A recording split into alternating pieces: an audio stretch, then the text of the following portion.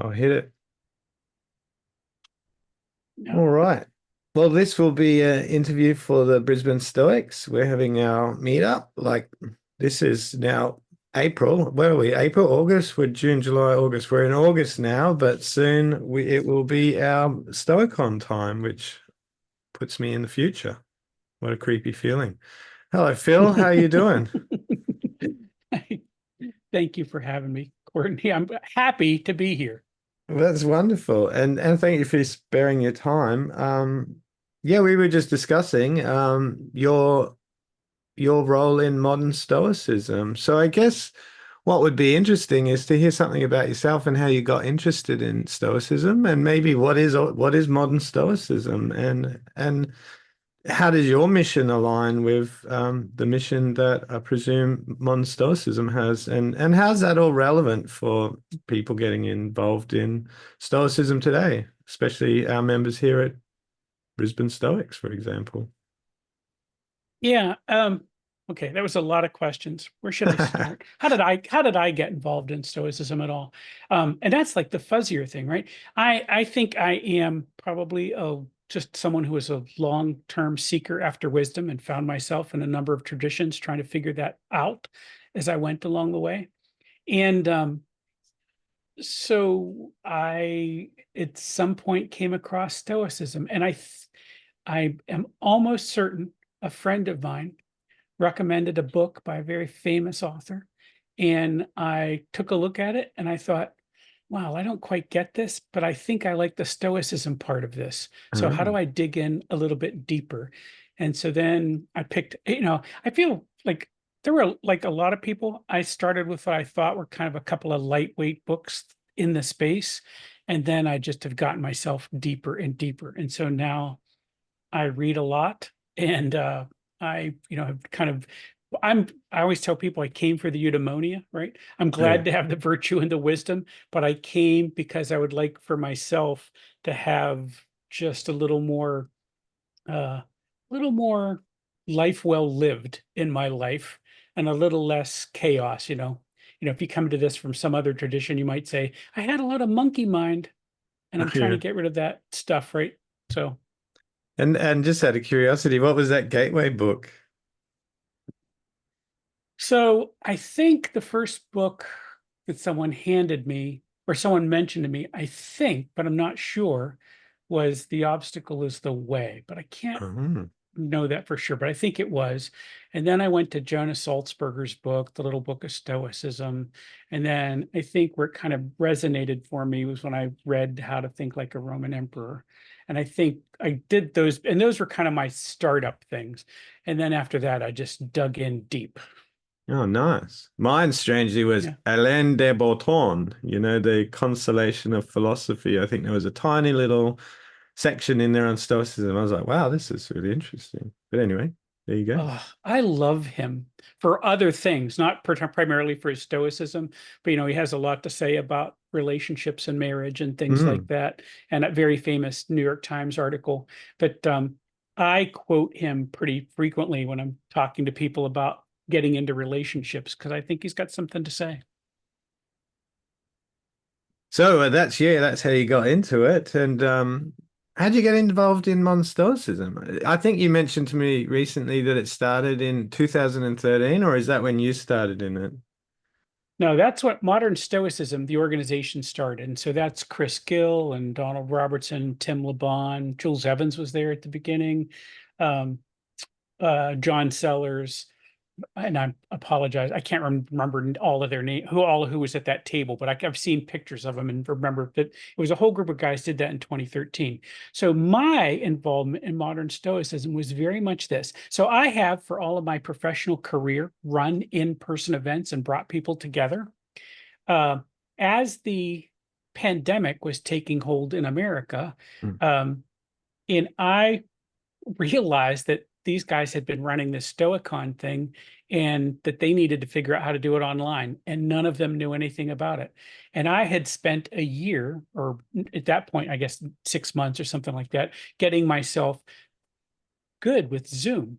And I said, I think we could do this whole thing over Zoom.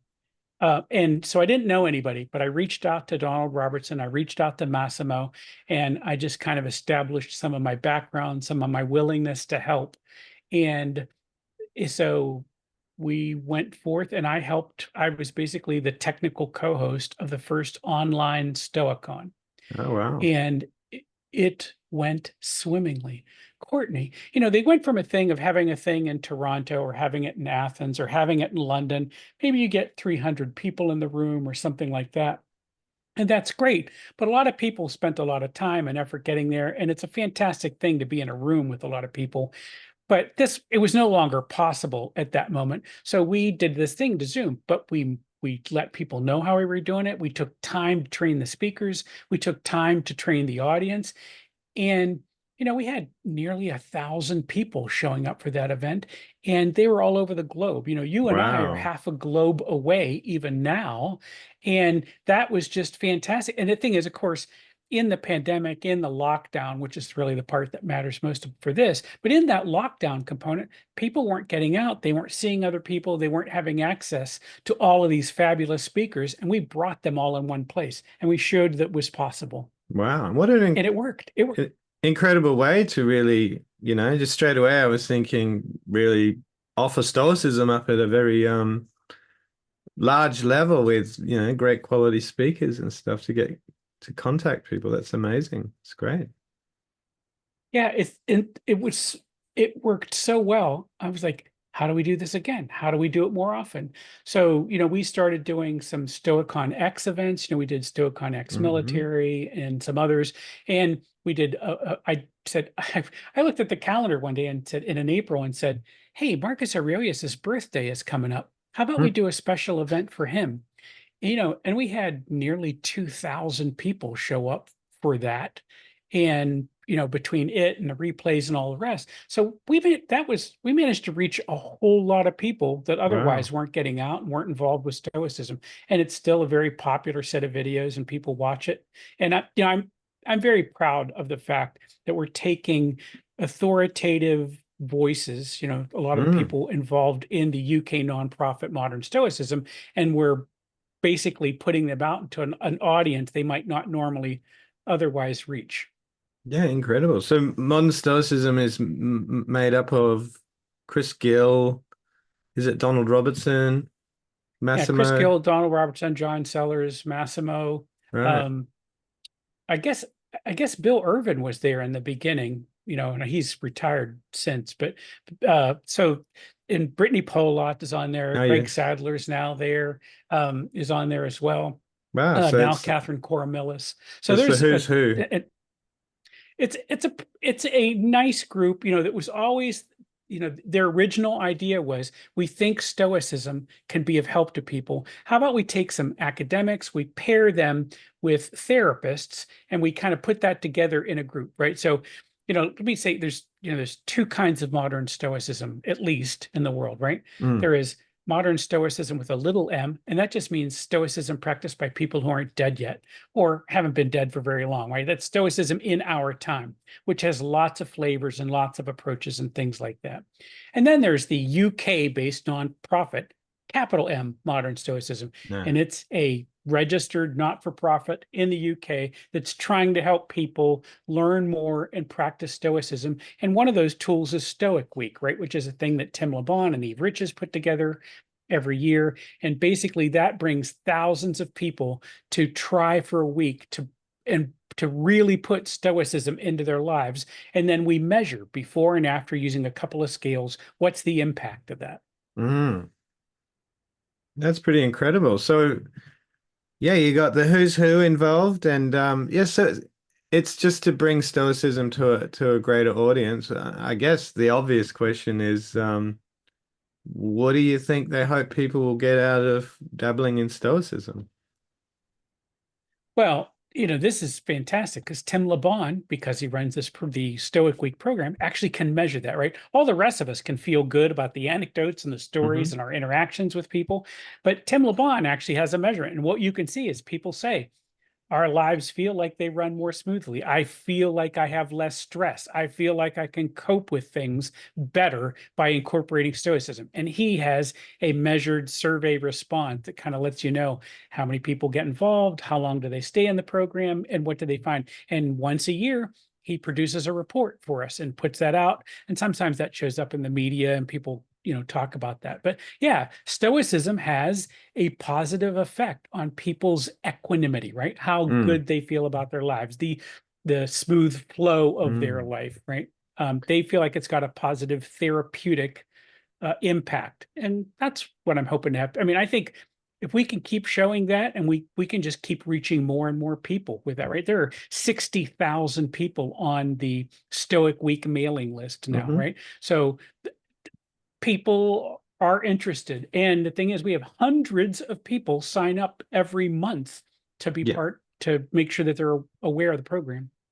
Yeah, that's interesting. So I guess on one hand, it sounds like modern Stoicism's um, trying to improve other people's lives. It's got this capacity to combine it with, like you say, therapists like Tim LeBon. Yeah, but Mhm. I'm curious too. Then, how do John Sellers and people like that see their role? Is it to showcase what academia has kind of found out about the ancient Stoics? How do they combine themselves with that angle? I, I think Chris Gill and John Sellers and Greg Sadler probably ought to speak for themselves. But Hmm. what I love about it is they bring solid thinking to this, right? So they have the background, they have the academic background. And I think, and this is a thing that I think about, right? But that most of the people involved in Stoicism today, the people that you run into, that I run into, they're Mm. autodidacts, right? They saw a book, they saw a YouTube video, they got on an email list or something, and they basically kind of taught themselves. And they weren't always, they were frequently being led along by other people who were just a little bit ahead of them in their understanding of Stoicism. So there's Mm. some ideas that are work, and of course they all bring a certain synthesis to it, right? We are, I think, the human being is naturally syncretic, right? So we're looking at one tradition, we look at another tradition, we look for ways they might blend together, and that's an autodidact approach. That's good because lots of people get to see it. The con of that is sometimes they're not experiencing this in its purest form, or maybe Mm. even its most therapeutic form. And having academics who know what did uh, Zeno, Cleanthes, and Chrysippus actually say can be useful, right? Yeah, look, I'm really inclined to agree with you there. I think you only have to look on YouTube for a couple of minutes to realize that as it gains in popularity too, people can pluck Stoicism and use it to kind of furnish their own agendas. I think one academic I was looking at last night, in fact, wrote an article on can Stoicism be rescued from its entrepreneurial kind of whatever, people are misusing it kind of idea. Um, so you would say that modern Stoicism is probably trying to clarify historical Stoicism, or at least show how you could Yeah, bring the best out of it for a modern world, or I think that sounds right. Again, I don't want to be the official no, spokesperson should no, someone yeah, come in and say Phil might get this right or wrong. I'm prone that can happen. And the thing is, because it's a whole group of volunteers, right? mm, So, and I want to say that if you grabbed any one of us, you might get a different point of view on that bit. Let me tell you about my piece of this, a thing that I care sure, about, right? So the event that I've been running is this Conversations with Modern Stoicism. We've run 15 of these events so far, right? And my thinking behind these conversations events, which I'd like to think, I'm not sure if this is true, but I think it's true. We are now the largest monthly congregational event in Stoicism, right? wow, So I am bringing together hundreds of people every month to learn a little bit of something and then practice it on and with each other and learn about it from each other. But my thinking in that is, let me start with an authoritative voice, someone that we can trust, someone who understands this well, mm, and bring that voice and let them start a conversation. That's the kind of message part of this, right? Talk about one idea, and then we break up into discussion groups, and we have people just sort of share their own experiences with Stoicism. So um, it's not a church, but we've stolen some of those ideas that we might Uh, use to help people get closer to this. Because I think I'm trying to fight. I think I'd like to talk to you about, Courtney, as well as I think I'm trying to fight insular stoicism, right? So we have this problem with all of these autodidacts out there, kind of not kind of knowing really what works and what doesn't work, and they're just kind of making guesses at it. And I'm glad that people are out there with flashlights trying to find their way. The thing is, we have a few lighthouses we could use. And if I can mm. bring attention to them, someone could figure that out. And then we start the conversation. But I start it rooted in someone we can trust. And then we kind of go forward from there. And that's what I'm trying to do with conversations with modern stoicism. No, it makes a lot of sense. Yeah, no, it's brilliant. And obviously you're onto something really important, the technology of today kind of that's what you've obviously put your finger on, given your background. It gives people an opportunity to connect normal people like me with these lighthouses, and that can be a really guiding kind of situation for them to be in rather than just relying on the internet, just relying on random YouTube searches. You're able to kind of connect a huge audience together with these figures that can hopefully mentor them or help direct them, I guess, right? That's exactly what I'm hoping for, right? So, the power of all of these tools, all of these social media tools are out there is they've democratized the delivery of information. And the thing is, the people who are doing the best at it, they're just really good marketers. They're not always really good thinkers. And what I'm trying to do is take and highlight some really good thinkers and then Mm, let them influence us as we go forward. And I know I've hit that beat a few times, but the mm, point is, there's just, it's YouTube, Facebook, Twitter, X, whatever, uh, TikTok, they're all those aren't platforms. Those are all businesses that are trying to sell advertising of one sort or yeah, another. And their motives for running those platforms are different than my motives. But if I can somehow latch on to them just long enough, if I can draft what they're doing just long enough to get to people where they are and then have them come listen and be part of our conversations, I think we can do something special. Courtney, I really do think we're changing people's lives. And I think that because that's the feedback I get. People going, what, I came in, this was so practical. I loved hearing this speaker talk about this. And this made me think. I want people to think about their thinking, right? Stoicism is metacognition at its mm. best. How do we get people thinking about their thinking so that they suffer less and they can thrive more? And yeah, I think this is what I'm trying to get done, and it seems like it's working. Yeah, it's a beautiful message. I guess the other question is then how can people get involved with modern Stoicism? Do they have to look you up online, or what's the best avenue? We are terrible marketers. But yes, there's a website called modernstoicism.com, even though we're a UK based nonprofit. That is the website. And you can go and you can sign up on the mailing list there. And if you do that, then we'll invite you to our events. And almost all of our events are free. Don't get me wrong. We pass the hat occasionally to kind of help. It is a nonprofit, but we have some expenses to pay. But almost everything we do is free. We're trying to get everything out into the world as best we can. Yeah. So if people want to kind of follow along and see how it's growing, they can go there and find out more and probably connect to is it the Stoic Week? Can they connect that to that through modern Stoicism? Absolutely. Once you're on the list, we will make sure that you get notified of Stoic Week and all of that. That's coming up. I don't know when your event is, but the Stoic Week is in October each year. Hmm. Stoicon is in October each year. But yes, you can come and live like a Stoic for a week. Oh, brilliant. Well, I guess we'll talk about that today in the Stoicon. There you go. That will be important. Maybe get some people interested in that. So yeah, that's brilliant. I guess we should wrap it up there. That's kind of gives me some ideas about modern Stoicism. Oh, obviously, too, you guys have an online magazine or something, don't you? there's a hmm, so there we have a blog in which by the way, you were invited. I think you've actually even contributed to the I Stoicism did Today at one once. point. I think no Yeah. one ever read my Uh, article, but there you go. I read it. I read that article. And so it was kind of, and by the way, I liked that because it got me thinking about your thinking, right? So before we ever came together, I was able to look you up and see some of what you had written. So Really? yeah, in the blog, the Stoicism Today blog, which is on the Modern Stoicism website, we put articles out there every week or so on various things. And like I said, when they get solicited, they're reviewed by someone on the team. Right now, that's Harold Kavli, and in your neck of the woods, Judith Stove. Oh, I know Um, Judith. Yes. yeah, Judith is the one of the assistant. I think she's the assistant.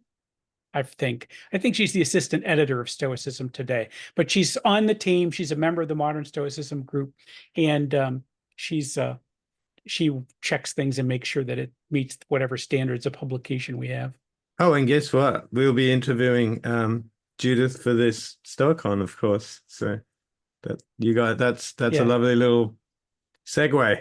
look at that. I just did forward promotion for you on Judith Stove. And There you she's a go. fun thinker. I've really enjoyed getting to Yeah. know her through the Modern Stoicism group. And she's a very lovely person too, actually, for everyone out there. I've got to know her quite well over the last few years, and I could not sing her praises enough. She's a very, very generous person and a very kind person. Yeah. Yeah, you'll love it. Well, yeah, wonderful. I've really enjoyed talking about that, Phil. Why don't I hang up this thing here? I'll hit pause or stop.